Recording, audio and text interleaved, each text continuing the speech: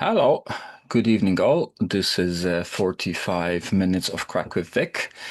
Um, Tonight, we're gonna talk about amateur radio direction finding and all other things that were connected with it because I just got sucked in a little bit at some point in doing equipment for this. So the first question is, I'm watching the chat. Who is on Packet Network? That's number one. If you're not on the Packet Network, head uh, to the Packet Network wiki or Packet Network channel. Let me just see. Yeah, Packet. That's not how to spell Packet. There we go. Packet. Ooh, BPQ Packet. So let me just. I'm gonna pop my window out. I'm gonna pop some other window in. I'm gonna go here and I'm gonna share my screen, guys. So you know what I'm talking about. Share screen. This entire screen, please. Thank you. Now, chop a bit of 3D printing. And I need to move Robin this way because I do want to see him. But I need to put him on another screen. Not this screen. Why are you doing this to me? Okay. Chop this way. And the wiki is on the wrong screen. There you go. So if you don't know about Packet, you go to the main wiki page, wiki.orc.uk/Packet. I'm going to copy the link, have a go, read what's about. Generally, it's about building a network, which I like a lot. And then the second thing is everyone doing worked all OERC 2026? If you're not, then I'll give you another link to look at. Please do, because this year we're going to have a different swag, the same but different, but the same but different. And we're going to have a really cool build as well.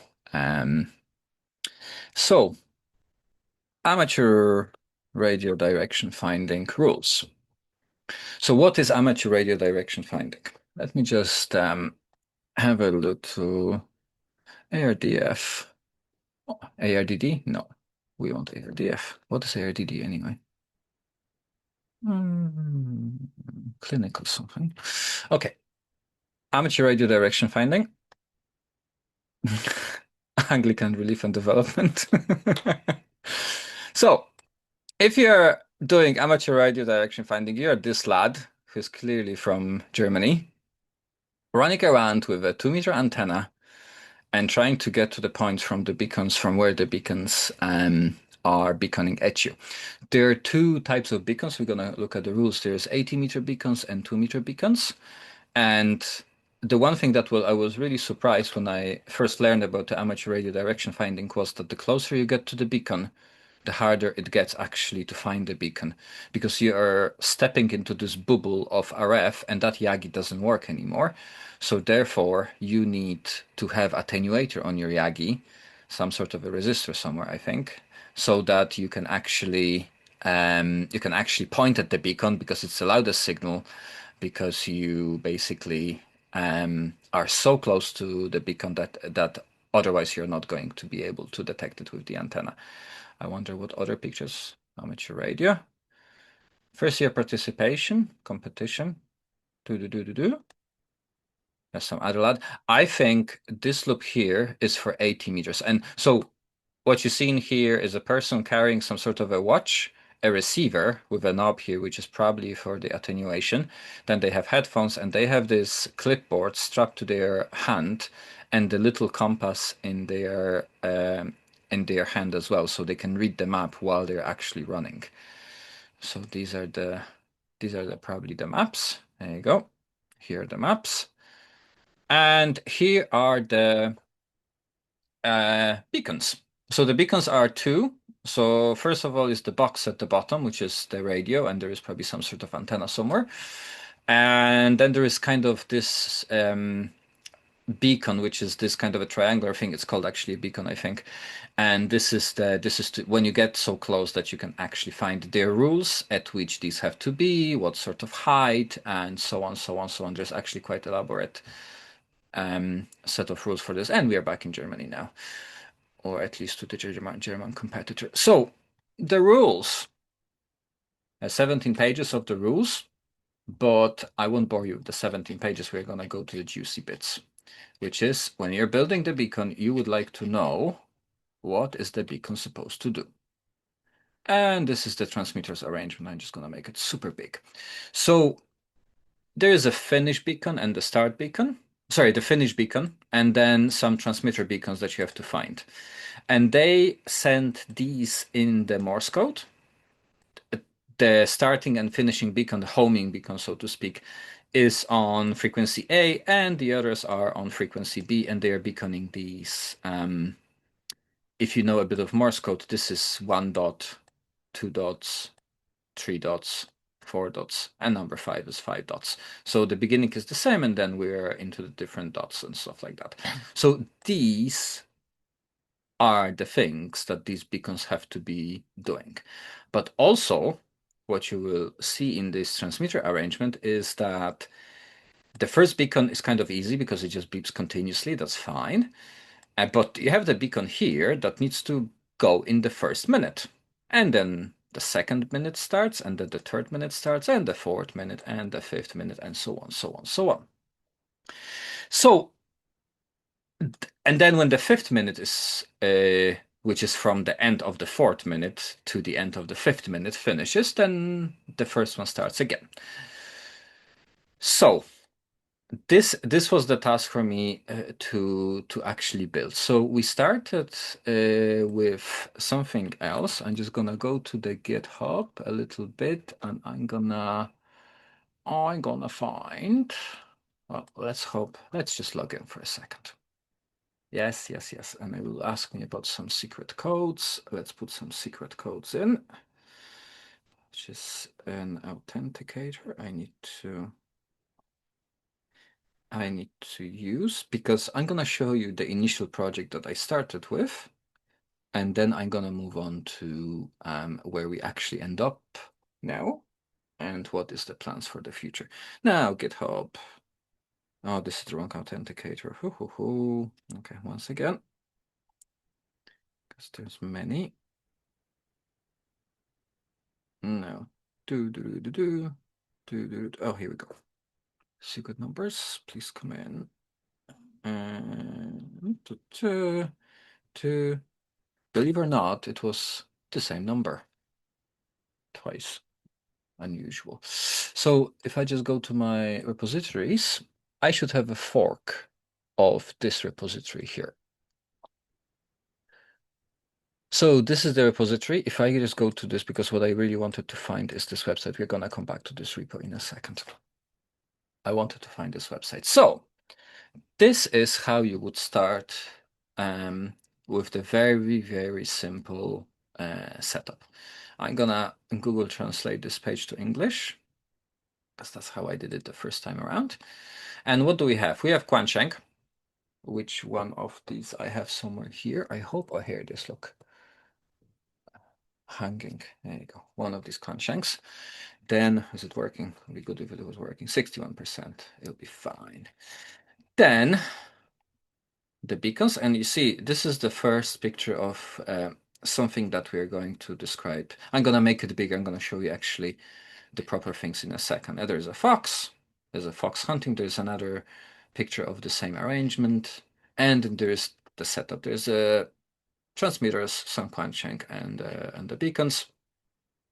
So this gentleman or lady, actually, I think it's a gentleman, arranged these in a very nice, tidy way. That clearly not a radio amateur, clearly, because that would never happen. It would be thrown in the box, and they'd be looking for the sixth one, and it would be never found. So these are the different iterations of this person, probably. So they started off this little thing here, and then they went to this to the final product here. Our product that we're going to be talking about today is this. It's a slightly different product than you see in the pictures, but I'm gonna describe all of it to you in a second. So I'm gonna probably use this. I didn't prepare any presentation, but I think I'm gonna use this website as a presentation really, because this is what we need. So there's some components in here. So this is a beacon, so we need some sort of a radio. So this module here is working in the ISM band at the frequency of 432.92, I think. 433.92. 433.92. The interesting thing about it is if you squeeze your car key, you're gonna get a beep on this because this is the same frequency as your car keys and so on. So this is in the ISM band. So these are very low power, just some milliwatts coming out of this. Of course, these are gotten from AliExpress. They were 60 cent or,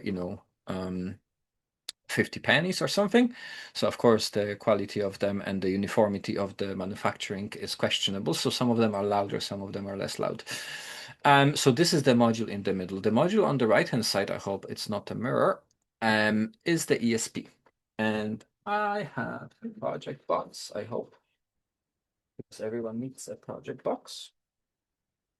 And in this project box, I should have the ESP. What is this? This is where you go. Oh, here we go. They're in the jar. Served. So this is the ESP. I'm gonna unpack one. This is brand new. It's like a magician's trick. Look at my bag. There's no holes. So there you go. I'm gonna just unpack one here. They're tiny. So this is the basically the ESP. Maybe camera will or will not decide to focus, or we're gonna get the blur because oh yeah, it kind of focused a little bit. So there's some sort of reset button. There's USB-C and your number of pins, right? Then the module on the left is a book converter. So it's app converter actually.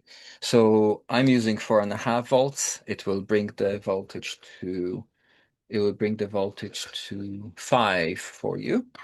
So that's why then you can use the batteries like this in this picture here. So these are the physical components of the setup. Oh, and very handy, that person as well gave us all the connections. So ground 5 volts, and then we have a RST that goes to ground as well, and then we have some other pin for actually doing the beaconing. This is ESP32C3 Super Mini. It's important consideration because we're going to have to know other things about this. So this is the arrangement for what we need to do. And these are the little antennas that you can basically build for chasing this with a tape measure and stuff like that. More cute pictures of cute foxes. I'm just going to give you the link as well, so you have it if you are gonna have a look in your own good time. So this is where I started. So then I kind of put the thing together, and then what do we need to do? We actually need to make it work. So to make it work, we need something called Arduino IDE. So this person here gave me the code. There's a circuit, there's a Blinky Parts is a website where you would get your things from. So there's actually, if you're really interested, 17 euro plus taxes, and they basically offer you the whole thing. I hope my Arduino IDE is starting. It is starting slowly. So for Blinky Parts, I'm gonna give you this as well. So you have the link if you'd like to build something like this. Then there it is. Eventually it will load. I have a 5,400 RPMs as a hard drive inserted into this computer, so things takes a bit longer. So when this opens, this person here gave us the code.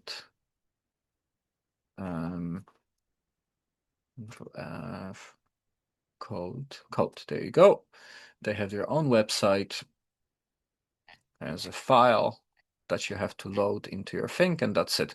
So this setup, if you notice, this is a very simple sketch for Arduino. There's some variables here. There's some main program. Ooh, I think we might be starting up eventually.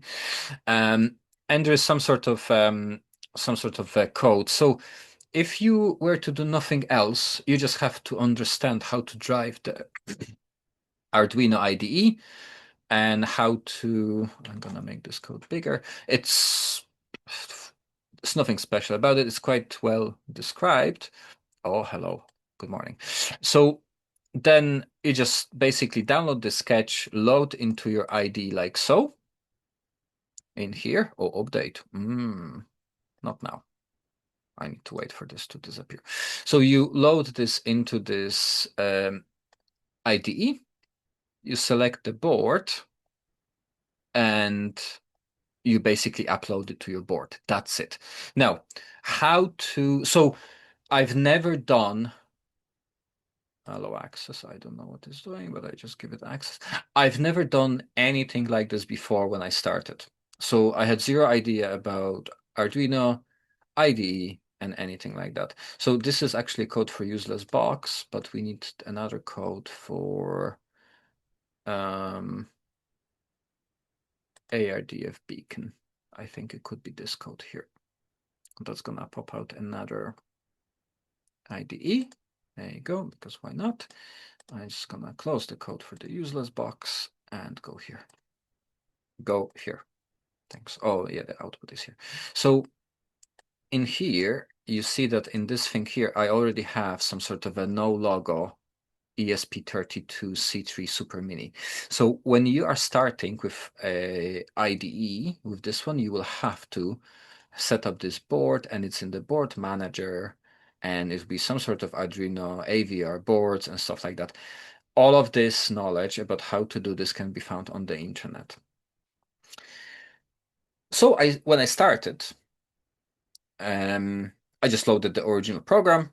The program was good. Then I did a little bit of offset. I said, okay, I can control the tone in here. I can control the TX time. I can see how long it sleeps. So it sleeps for 1080 milliseconds. So it's 180 seconds. So that means 3 minutes, and then it goes for a little while, and so on. Then there is a data pin. This is connected to the transmitter module. Everything is described here, and the artificial VCC pin providing power to the transmitter module. And then you have some sort of a conversion variable. So this was good. It did the thing. It beeped every 3 minutes for 20 seconds. Yes, 20 seconds. And that was all good. It was 20 seconds beep, 3 minutes rest, and stuff like that. But we have to go back to our rules and now say, okay, well, how do I make it beep, according to these rules? So first minute, second minute, third minute, fourth minute, fifth minute. So I took this code. Actually, I don't have the iteration of this code when I did it, but I just modified this code so it actually fits in these rules. It beeps for 1 minute and then waits for 4, because now you have beeping every 5 minutes. So it needs to beep for 1 and wait for 4 and then go on. And then offset another one and another one and another one, and then you end up. So the second beacon has to beep in the second minute, and so on, so on, so on. In theory, if you start all of them together, they will just beep at the time when they're supposed to beep. And I didn't even get that far, because when I programmed the first one, I left it doing its thing, and then I went for something, and then I came back and I looked at the watch and something was wrong. The beacon wasn't beaconing at the time that I set. It was slightly bit off. And then as the time passed, it was even more slightly bit off. And then by approximately cycle 30 or 50, it was really off. I could actually hear it. If I programmed the second one, I could hear them actually overlapping or being so far apart and stuff like that.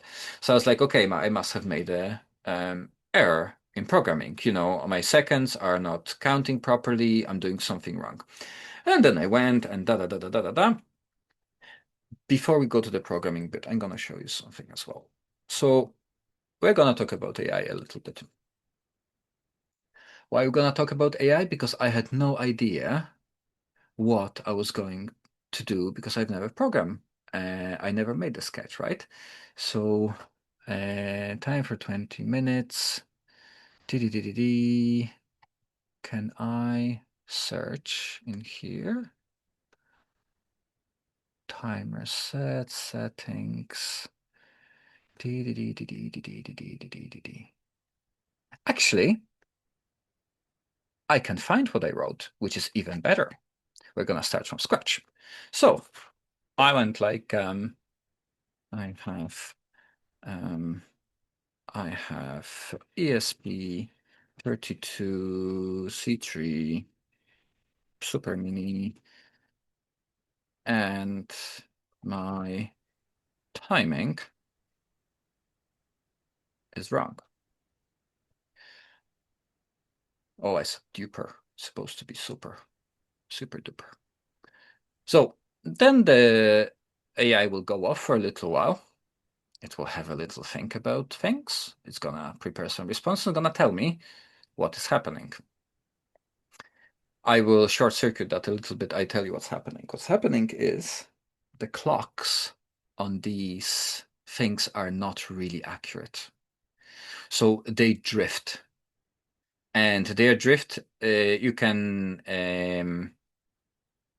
you can compensate for the drift, but they are drifting in random directions, and also the drift depends on the temperature of the board.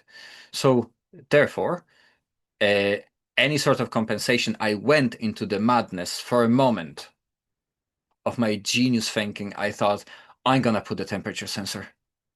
I'm gonna calculate the coefficient, and I'm gonna compensate for the temperature drift of the clock. I was advised by AI not to do this, and I think they were right. So it will tell you something. It will tell you set up the frequency and stuff like that. Ultra compact development, skewing every. Okay, so while the board actually running at 40 megahertz crystal, skewing every time base function in your code. Cool. There you go. So something is skewing my code. My code is fine. The board clock is wrong.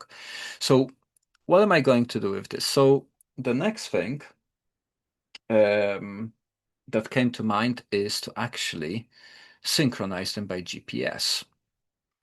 So I knew nothing about synchronizing things by GPS. So I went to AI and I said, well,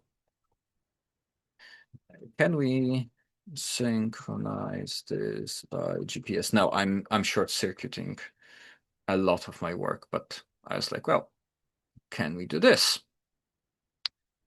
And then it went off. It had a little think about this, and it gave me the yeah. So there you go. So first things first, it told me how to wire the thing. It tell me, well, this has no context of what I'm doing, so it gives me the random GPIOs. And what are the GPIOs if you don't know? I'm just gonna go back here for a sec. GPIOs are these things here, the gold things on the side of the boards that are GPIOs. Not all of them are IOs. Not some of them are analog to digital converters and so on, but in general, yes. So then it told me this, and then it told me to begin serial.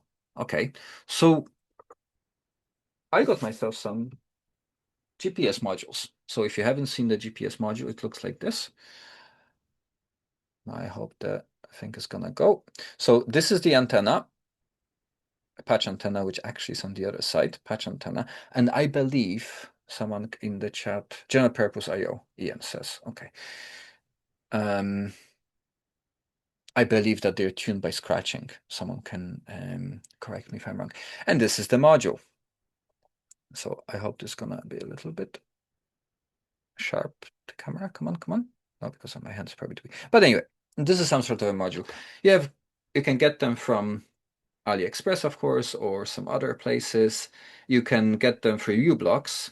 The difference is, I think, in uBlocks you pay something like 20 monies. In AliExpress you pay something like 7 monies. But there's a catch, which I'm gonna talk about next. So then I got this code, It produced some code for me. I just basically I just said, if I just go here to the original code, just gonna look for code. I just went and I said, well, copy this, give it to me. And I went, can you make this code GPA synchronized? There. It's gonna go off and do something. Um, so interesting things about those ESPs as well that I didn't know when we were starting here. One thing I didn't know that they can go into the deep sleep, which means that they are not actually using the battery. And for my application, it was kind of important that because I'm only having 3 AA batteries in this, that they're actually not using very much battery, so they can go into the sleep. Also, these GPS module can go into the sleep. Mine don't. What you can do in the code then is ask the code to wake up the GPS maybe 3 seconds before you need the data from this, and then do something else. Okay. To make a Fox transmitter. Da, da, da, da, da. Oh, here we go. Tiny GPS plus H, so it picked up a specific board that is suggested. There's some time, and so on, so on, so on. So then it started counting. It did some code, and then there's quite a good chance that if I upload this code to the ESP and connect as per this top part here, this is gonna be probably working properly. Try. The nice thing about this, if you did no coding before, for example, well, disclaimer, I forgot about disclaimer. I actually code for a living. So if you've never coded before, I can go like this in the thing and go like, explain. Explain to 10-year-old. So what it's gonna do is gonna go off, have a little think about this, and just come back to me and explain the code so that I can understand. And if you have a bit of knowledge, well, you do a bit of research, and stuff like that. And it's gonna go and explain what it's doing. Now, there's a caveat. Every AI tool has some sort of, there could be rubbish in the output, but I found for structured things like code and stuff like that, it's actually pretty good. 95% what you're gonna get is probably gonna be correct. So here we are. I have a GPS module. I have ESP. What I didn't also know, I knew about this from the past, but before then I didn't, is that these modules can be set up. So they can be, there's a uBlocks has a program called uCenter. uBlocks. There you go. I'm gonna send you this. Now you need to pick up which board you have to get the proper thing about uBlocks. So there's a 2.25 point there and the 26. So one of them, because the 25 will be for the M8, M9, and then the newer will be for M10s and F whatever. These GPSs as well have the number. So this is Neo M8N. They mean things. So they are basically newer generation. So with the newer generation tend to have lower energy consumption. They tend to have a quicker lock. They tend to have bits and bobs. I went for the M8 because it was 7 monies, basically. So uCenter, yeah. Okay, so you download the program. I don't know if I have uCenter here, probably not on another laptop, but if I go here, so you will need to connect it to your uCenter with some sort of serial to USB. And I suggest that if you never use the serial to USB, I suggest that you do this.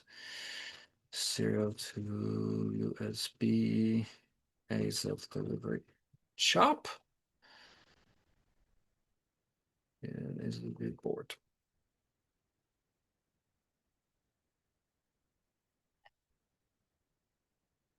This other serial to USB, but this board here, actually it's a different company now, but hey, I got this board. So what you do is you, on this thing, there will be things like VCC, which is the positive voltage, which is supply basically. There's a RX, TX, and the ground. So on the board, you will have the same story, like here. There will be, I wonder if I can get a better shot of this. Maybe this. Yeah, you see there is upside down. Maybe that was the best. On the left-hand side, you have 5 volts or 3 volts, 3.3 volts, TX, RX, and ground. Now, for this board to talk to this thing, you have to do the RF, the ground and the supply voltage, which is 5 volts, the same on both boards, but you have to swap these. So when this is transmitting, TX, this must be receiving and the other way around. And then you just basically connect this to your laptop. It will expose some sort of a serial device in your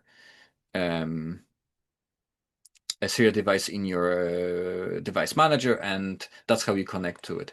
So if I just go to uCenter back in here, because I don't have the software, the uCenter looks something like this. That's actually getting started page. Very good. So install the drivers, pick the COM port. There you go, in the uCenter. And then what's going to happen is you're going to start seeing something like this. There will be a window where you start seeing messages like this. Every GPS module sends these messages and they can be configured. So to actually configure this properly, you need to know a little bit about how to configure this properly, but the questions can be asked on Discord or otherwise, because some of these messages carry position, some of these messages carry the time, some of these messages carry some other bits and bobs from different satellite systems. You don't need them all. So the only reason you actually want to be in the uCenter is to configure this in such a way that it only carries the time message. And if you don't know what is the time message, so which GPS sentence, because they are called NEMA sentences, sentence is carrying the time. Lots of typos. See what AI does with this.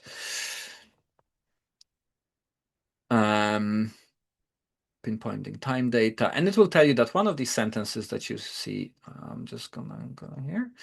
The one of these sentences that you're seeing here is gonna carry the time information. Chop, chop, chop, chop. There you go. So minimum data, GPRMC, and I think that's what I sent my modules to receive. The reason for doing this now, if you've never done it, if you just connected this, it will work because it will have one of these messages carrying the time. It will be just fine. But what I wanted to do is I wanted to be absolutely accurate. So the more of this string you have to send over the serial, which is not very fast, it's fast enough, but it's not very fast, the more you're going to have to spend time sending this instead of doing your time synchronization.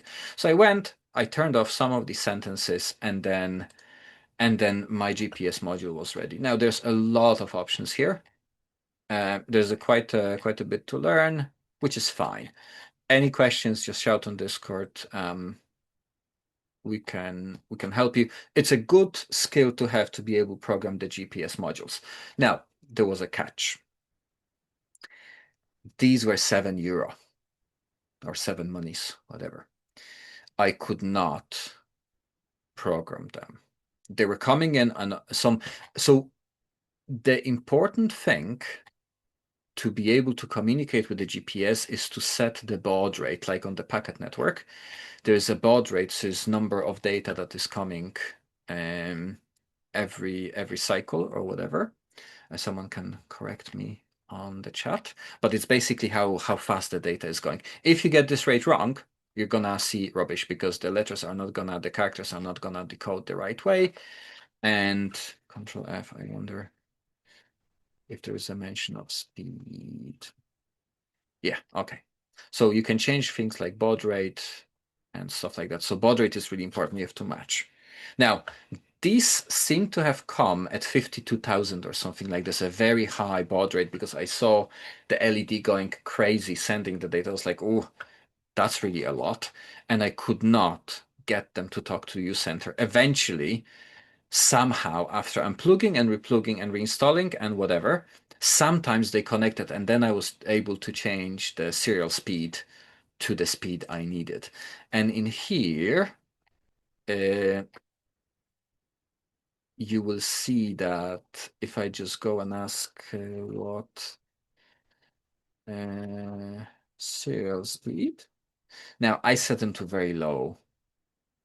I don't know, 9K2, 9K6, I don't know. I don't remember actually what I did. But I kind of, yeah, 9K6. Because when you, in your program, you will need to connect to this. And this is the serial begin. And you have to set the baud. Then you have to set, I've made, that could be the port maybe. Yeah, because there is a continuation from this. Sorry, from this here.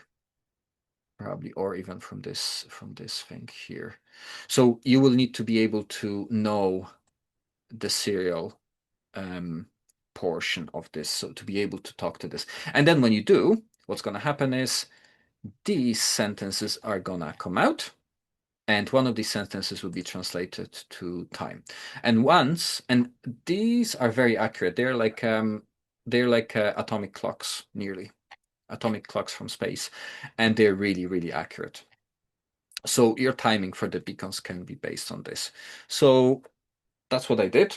I have a now GPS module. I put everything together. I have the program. So now I think it's fair to go to my program that I did here. TX. Oh, I'm on the different branch. I need to be on my ARDF branch. GPS synchronized beacon. There you go. Reload. I don't know why it has problem loading this. So there's a code for the finish beacon. And the finish beacon, when you look at the rules, the finish beacon is just continuously going. So I made a separate code for the finish beacon. It was just, I I didn't really, oh, come on. Yeah, there you go. So what am I controlling? I need to control the words per minute. So every beacon has a word per minute. So it depends how fast the Morse is sent. I'm controlling duration of the DITs, because that's what you need to control. There is a relationship between DITs and DAS. So I think the DITs are send Morse. Yeah, if empty is this. So I think it's, so the empty space for DITs. And then output for dots and dashes. Yeah, so if it's dash, it's actually 3 DITs. There you go. So there is a relationship between DITs and dash. So that's what it is. There's words per minute and there is some constant here. Then frequency, because we can set the tone that ESP is producing, so we can set the frequency. Then the data pin is just a data pin, and there's artificial. So these 2 pins are for the transmitter data and transmitter power. I did not write a line of this code. All of this was written by our friend Gemini. So then it encoded the M and O, because that's what you need in the rules, M and O. And then it went on to send the Morse. It kind of sends the gap, then it sends the dots and dashes, and that's it. And then you have the pin mode. So you set your pins, output, data pin output, LED, or I have an LED as well. It does the thing. And then you digital write, and then you basically send your things, and there's loop, send Morse, MO. That's the only two letters we have here, and it just goes on and sends its thing. And then it's 7 units before they repeat the message. So 7 units is it the da? Maybe it is.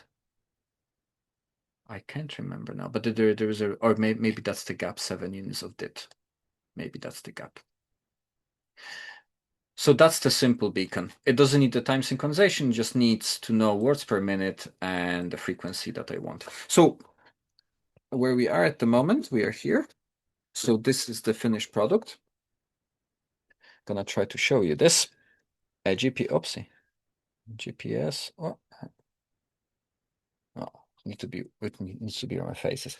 GPS module here, power here, sorry, power here, radio here, and the ESP in here, and there's something like this. So then if I just turn the power on, the ESP, oopsie daisy, ESP is gonna light up in here. The book converter is gonna light up, and we are gonna wait for the GPS. So GPS at the moment is doing nothing, but once it's locked, it's gonna start flashing. So I don't just put it here. That when it starts flashing, when it obtains the GPS, and the antenna is actually on the, you can see it now, but the antenna is on the top of the module. So I'm gonna leave it there so it does its thing. So if we just go to the time synchronized beacon now, I'm gonna take all the questions in the end, guys. So TX. Oh, I'm the wrong branch again, am I? Okay. GPS synchronize, and I'm gonna reload this again, please. Thank you. So in here, we already synchronize. We need some libraries, so we need to include some tiny GPS, some hardware serial, because that's what we're going to be reading from. And then we have a Fox ID. Based on that ID, it switches which beacon I'm programming. So if I put 2, 3, 4, or 5, it will just switch. There is a beacon period, so 5 minutes. So every cycle is 5 minutes. There is a beacon duration that is offset tiny bit just to add some padding. So even though I am time synchronized perfectly, I still have a problem because if my last transmission doesn't end before the next one starts, I'm overlapping already. So what I did is I added some microseconds here at the end to just add padding. So what happens is you're gonna hear it when this thing eventually locks, I hope. You're gonna hear that at the end of the transmission, I have a bit of padding. I'm gonna open a second one. This is beacon number 2. I'm just grab a screwdriver. 1 second, please.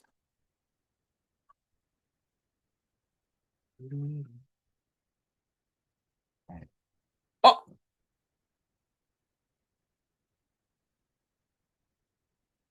okay. Interesting. That went off. And if you look at your times and your computers, if you're on Windows, you might want to synchronize your clocks. You will hear that this thing is actually working. Interestingly, it started working. It started sending the NEMA sentences before it has gotten full lock, because this is not lighting up red, so it doesn't have a full lock, but it already did the thing. I'm gonna actually open up a second beacon so you can hear them not overlapping. Um, so then you have a words per minute. I can control that as well from here. Then the dits, then the frequency, just some sort of a frequency. I don't know if that is annoying, guys. Tell me if it's annoying when it's beeping. It's actually finished.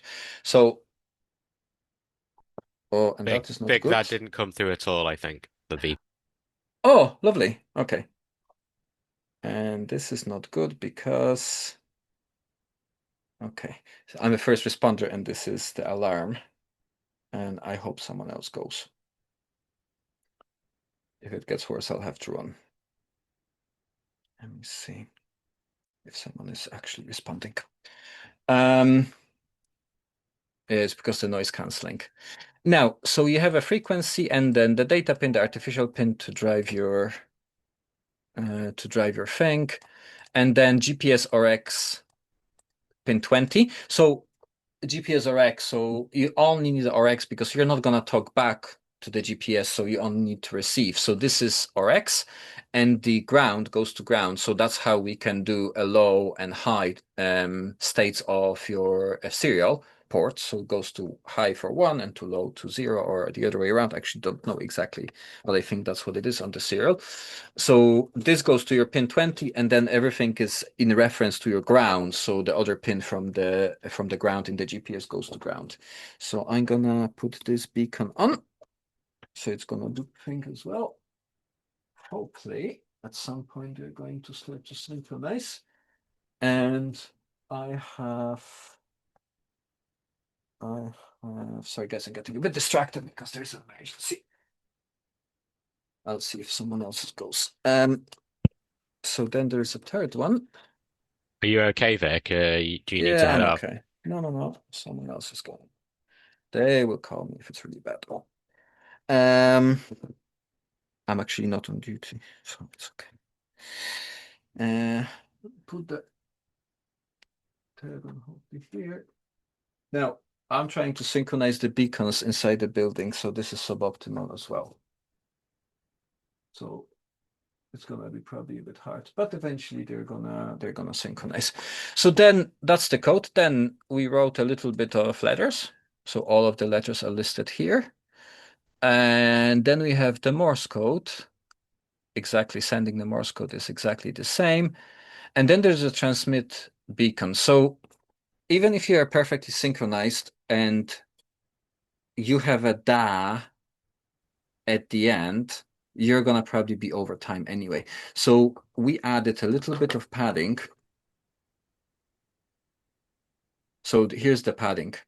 So what it does is actually it transmits the last one and then calculates the time until the end. And if it doesn't have enough time until the end, it actually goes and pads the rest of the transmission with the very, very long tone. And that's it.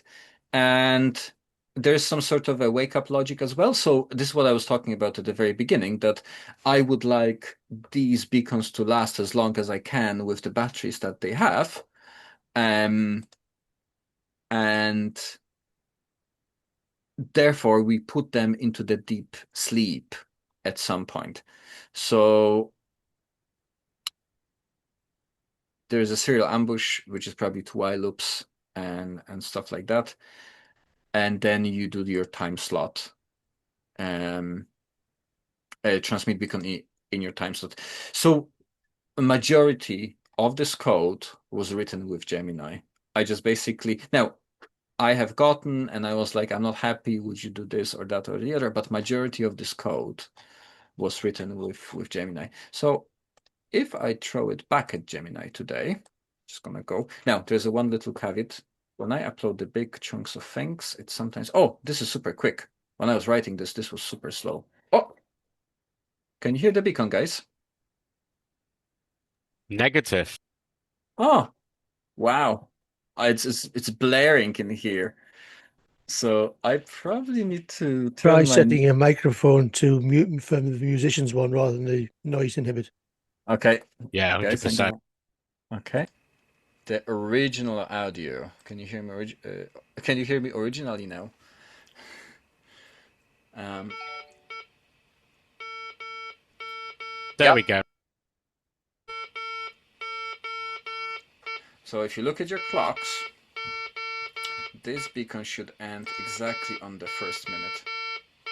And you hear the tone, your Morse, it goes like D D D D D 1.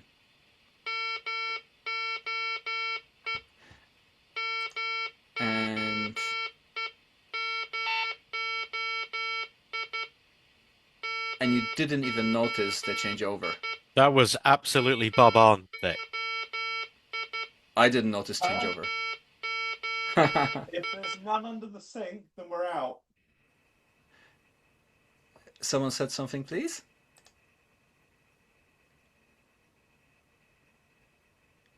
Come again? May have been crosstalk. Ah, okay. Yeah, I'm sorry, it's unmuted me and I didn't realize I was shouting at kids. Because someone shouted something about the sink, and I was like, what's happening? So anyway.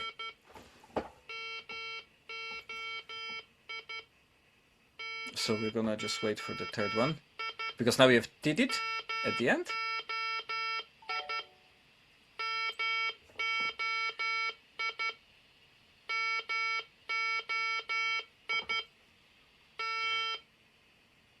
That's it. And there was a tone, that long tone at the end was basically the padding for the next beacon. So I think the beacon number 3 didn't synchronize yet. So what you have to be aware with the GPS is that the longer they sit still and doing nothing unpowered, the longer it takes for them to actually synchronize back in. These are 7-euro modules. I think it did remarkably well because I'm inside. There's an attic and the roof and everything else. Now it's a bungalow, so it's not that much, and they're sitting inside these boxes as well. So I think they did remarkably well. I don't know if you cannot probably see. Woo! Things have fallen out. That is not something I want to happen. I'll just leave them here. So in here you will see that now the GPS is GPSing. It's a beacon 1, and now every flash of this light, it's sending the NEMA sentence to the board, and the board is synchronizing and it's interpreting this and timing the thing. So I hope this one. Now, what's the story with the boxes? Okay, so how are we with the boxes? The boxes are picked up because I wanted them to be waterproof, because these things are gonna go into the wild. So therefore they need to be waterproof, and they have kind of, I put you here, maybe it will synchronize faster. They have these kind of things, and they have a seal on the side to just keep them weatherproof. So these are very nice boxes. They're also transparent, so I can see what is actually happening. Hello. And so these are the boxes. Now, this is where I ended up with this. So now I can just upload my firmware that I have written with my friend Gemini. Oh, let me see. So what the Gemini says? Time zone and top of hour immunity. There you go. Overflow immunity, hardware efficiency. That's all you wanted. And one tiny detail to watch out for. Oh, your ambush loop used in some versions of the GPS++ library. This flag clears the moment you read it. Okay. Boo, fine. We'll see if I can see any ill effects. But there you go. Even now, after Gemini has written its own code, it's actually correcting its own code. So if I go, how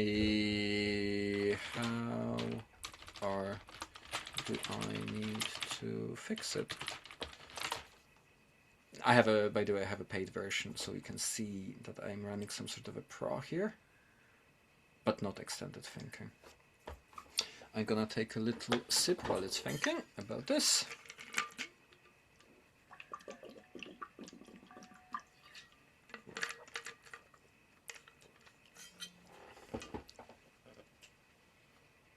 Oh, it creates a dangerous trap. Let's see what sort of dangerous trap. Fix. Change this line to some other line. Okay. I might do that. I might ask my Gemini friend to fix this for me. Okay, that's fine.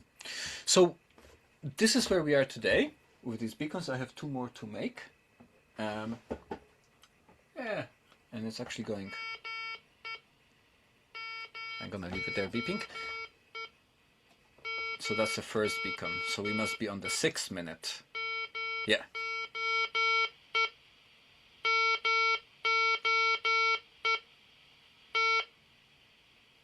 There you go. Beacon 2 is not synchronized probably. Yet. Where's beacon 2? Here it is. I just will give it a little moment to synchronize. So now when I turn these on, I don't have to do anything. They just synchronize. They just need to be turned on, left outside, synchronize, and then they go. They don't need any other intervention from anyone. what I would like to do. So what are the future plans for these? Number one plan that I have is, because these boxes are quite big. Let me see if I can get one new box in here. Unboxing the box. How meta is this? So these boxes are quite big, and I think, and I've been asking on Discord, I think they will fit a dipole inside. So at the moment there is like a tiny, tiny antenna there, and it's kind of okay. But it would be nice, make a copper tape dipole, stick it to the sides of the box. It'd be kind of a drooping dipole on the sides, and I think that would extend the range massively for these modules. So the box is so big, so there's quite a good chance. Where's my roll? So this is, half of it is about 7 centimeters. Add some inductance on the sides, another 7, 14. So you need 35. So you have like nearly 30. Maybe you can fold it a bit. Eventually get it to resonate on near the band. Anything that I do with the copper tape will be better than what's there now.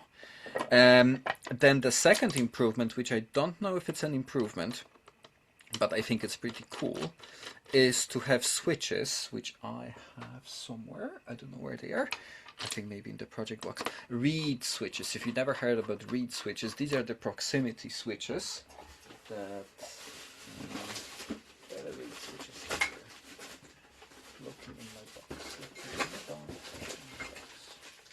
I don't know what I did with the reed switches. Doesn't matter. How they work is you put the magnet to them and then they close. So what I want to do is I want to attach a magnet to the cover, and then when I put the cover on, the beacons turn on. I don't have to press any buttons. They just turn on when the cover is on. So that was the second improvement. The third improvement I think that would be useful for these beacons is that the book converter I'm using is absolutely dumb, and it will drain the power from the batteries until the batteries are super dead. And even with the new NIMH, whatever they're called, nickel batteries, nickel something rather, someone can help me on the chat. Even with these batteries, when you drain them to very, very low state, they don't really like it. It's very hard to get them back. Well, not very hard, but it's quite hard actually to get them back to charging again. So I would like to have some sort of a circuit which nickel metal hydrate. There you go. So I can ask my friend Jim, can we design circuit to monitor battery and beep when it goes below I think it's 3 volts, because I think they can go 1 volt maybe. So that's what I'm gonna do, is I'm gonna just ask Gemini to give me some sort of, it proposed some sort of a Zener diode and some sort of transistor or something like this. So that's the third upgrade to the beacon. So I think what I would like to have is basically a buzzer or a diode flashing when the batteries go below 3 volts, because it means that each of them is below 1 volt, which is probably bad for the nickel metal hydride batteries. So there you go, guys. I've been talking for quite long. I think that's it from me. I hope it was informative, or at least entertaining. Any questions? Just shout.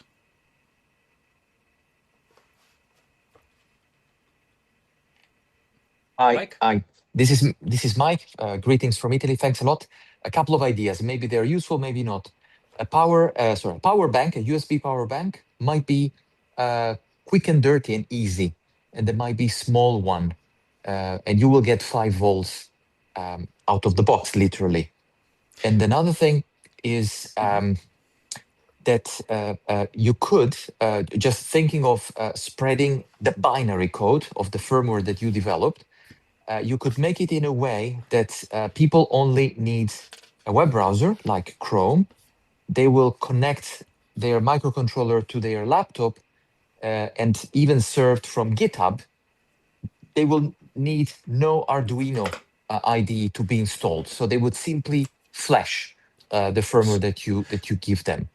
And finally, you might like anti-gravity, which is something, say, inherently, it's an agent that uses Gemini and avoids you to do the copy paste. It automatically writes on disk and also launches some executable. So you could be able to debug, to let it debug. Yeah, this is just thinking aloud. I hope it might be helpful. Very Thanks. cool. Thanks for that. So I'm gonna come back to it, but you see, it kind of drew some circuit. I don't know if that circuit is gonna work. I'll have to have a little think about if it's gonna work. It looks quite good to me. Battery monitor boards are fully drained. Your power supply, yeah, probably as well. I did think about that, but there's some sort of a circuit. You know, maybe it will work. Breadboard, few resistors, a Zener diode, and some sort of a FET that is there, and off we go. Maybe it will work, maybe it won't. So the flasher from the website, that's actually a really good idea. Then the anti-gravity, I'll have a look. For the power bank, so it's been tried before by me, and the problem with the power banks is that when they don't detect enough drain, they just turn off. Yes, you're right. Right? So I tried this, and then I found that the power supply was actually dead after 2-3 minutes because it didn't drain enough current from the power bank. But that was my idea too at some point. But these are actually, sorry. So I don't have an original Gemini conversation that I'm having with it now, but it calculated that these last for about 6 to 8 hours, and they do. Like if you fully charge the three AA's, you know, it will last for very long. Or you just put 18650s inside, two 18650s in series. Yeah. Beautiful. No, parallel. Sorry, parallel, and then they give you 3.7 volts for very, very long time. So that was the idea as well. Cool. Anyone else, guys? Don't be shy.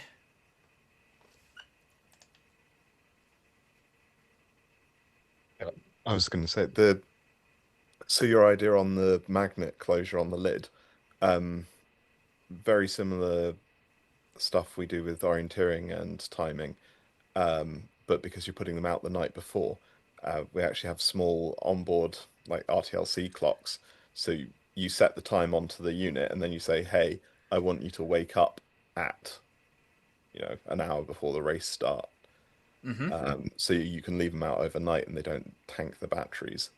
And then they only come up to full activity when they're about in the right time zone. Yeah, so with this idea, like once you have the GPS on board, for example, that's trivial at this stage because you have an atomic clock with your thing. Oh yeah, no, 100%. You know. It's just that the GPS is battery expensive to run rather So then you probably would want to do another. So you would probably keep the battery in the box below with another, module that will just relay the thing and just turn on or something like that. Yeah. But that's a very good idea as well. Very cool. I see James. James is a good friend of mine that I haven't spoken to for a very long time. Hello, James. Far too long, Vic. Far too long. Far too long. Solar backup. Someone says solar backup, not a bad idea. Also, interesting bit about these things is that's number one going again. I don't know why the rest of them. Well, I know why because I'm inside. I had to put my phone number and everything onto this because if someone found them and there's a red light flashing in the middle of the forest, what the hell is it? So yeah, I need to put my phone number onto these things basically just to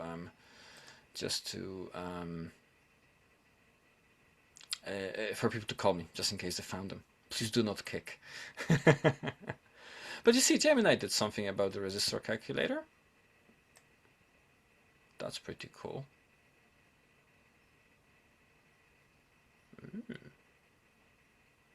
That's pretty cool. Now, this is actually quite amazing because I looked at this when I was building them about maybe 4 months ago. None of this existed. It struggled. It gave me the components maybe, but this is quite amazing that we can do that. Any other questions, guys?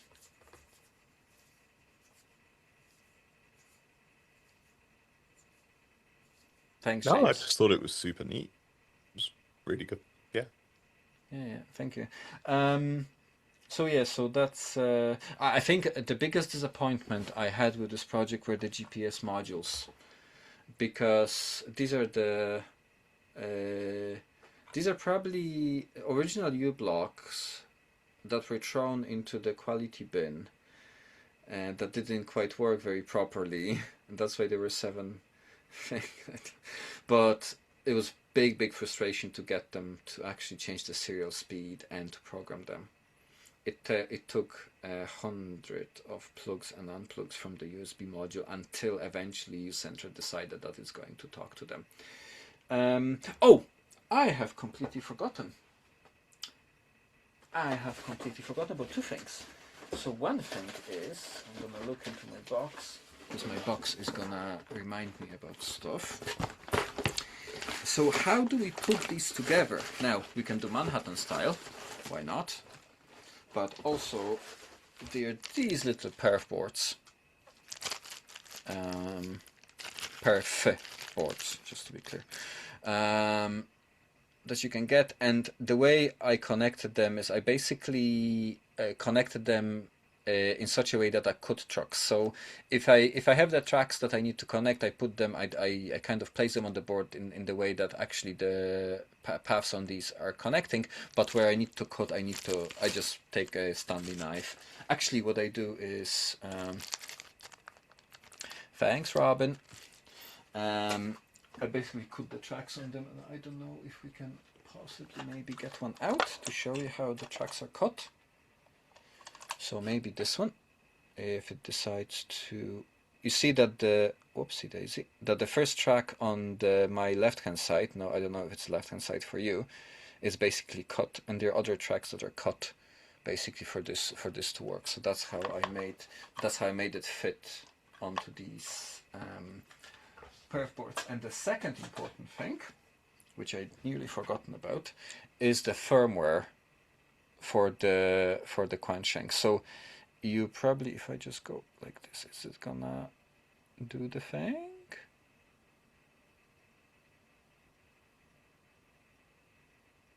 Oh, it's not gonna. Oh, maybe. There you go. So the firmware is specially designed for the amateur radio direction finding. It has a timer on it that is not GPS synchronized, so it goes out of sync a bit. Then it has a number of beacons, and most importantly, remember when I told you that in the very beginning of the talk that when we were looking at this German lad, running around with the 2-meter Yagi, I told you that when you get very close to the beacon, it's very hard to find it, and you need attenuator to turn the gain down on this thing, or not to turn the gain down, but basically turn the signal down somehow. These have the gain control built in, so you can actually lower the gain. And I don't know if I can, well, I turned it off instead of doing the thing.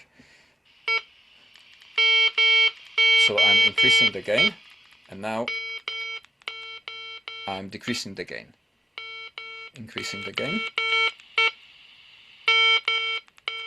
and decreasing the gain. So these can be decreased to whatever 0 means in that firmware. So basically when you're super close, that you can actually, with your Yagi, you can actually find the direction instead of being in the bubble of RF.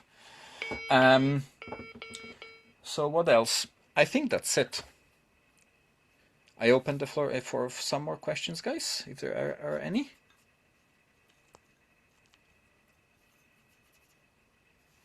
No? Is Mark here? Robin is here.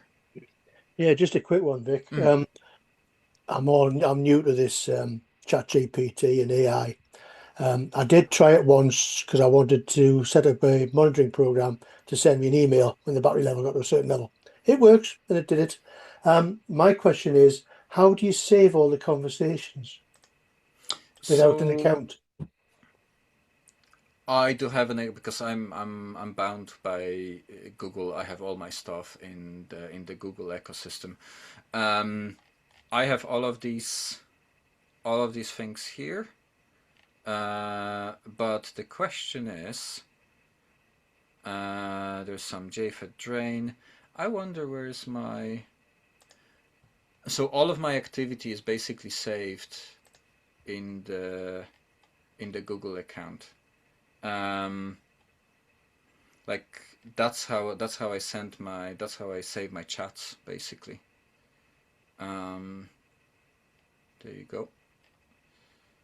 I have like I think this is the original one maybe. Let me have a look. Yeah, I think this is the original. This is the original chat with the ChatGPT about this. Yeah, it's something I can probably delve into, but just that I've been working with odds and ends for quite a while now, and I've done odds and ends in C++ and used Arduinos and Raspberry Pis, but ChatGPT as it's maturing, or AI as it's maturing for coding, is getting to be a very useful tool, I think. I think for me it was definitely so. You see that offset here and stuff like that, and so it did everything for me, including. To be honest with you, that wasn't here before. Interesting. That is super interesting because that was added before or after I finished this chat, and now I came back to it and stuff like that. So there's a guard band and whatever. I think you So might yeah. find there's a share button at the bottom of the conversation as well. You should be able to share that out. Oh, yes. Probably. So just Share the share conversation. conversation, and Yeah. then There you go. I'm gonna give you my conversation, and everybody should be able to open their own Gemini with their own session, I suspect. yeah, it's that, or if you want to, the other option you've got, if it's in a browser, would be to just print the entire page as one continuous PDF. Very good. Well, that was quite a long conversation. I wouldn't, bore people with this. I'm gonna stop the share. I'm gonna also stop recording. Thank you guys for coming.